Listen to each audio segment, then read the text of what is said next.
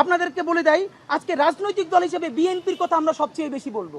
বিএনপির এত কিসের দায়? বিএনপির দায় কয়েক কারণে। নাম্বার ওয়ান, ফ্যাসিবাদ বিরোধী আন্দোলনের সর্ববৃহৎ রাজনৈতিক দল বিএনপি। এই বিএনপির প্রতিষ্ঠাতা জিয়াউর রহমান দিল্লির বিরুদ্ধে যাবার কারণেই তাকে শহীদ হতে হয়েছে।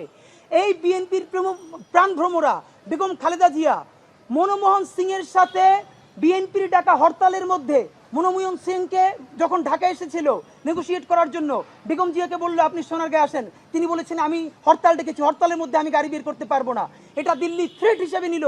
বিএনপির বন্ধুরা আপনাদের মনে নাই, মনে করিয়ে দেই, বেগম জিয়া হরতাল ডেকেছেন, সেই সময় মনমোহন সিং এসেছে এবং বেগম খালেদা জিয়া বলেছেন হরতালের মধ্যে আমি গাড়ি বের করবো না, এবং না করার কারণে এই যে তাদের ক্ষোভ, তার চূড়ান্ত ক্ষোভ হিসেবে বেগম জিয়াকে শুধু জেল খাটতে হয় নাই, তার হাতটা পর্যন্ত বাঁকা হয়ে গেছে।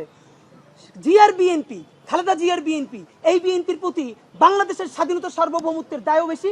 সুতরাং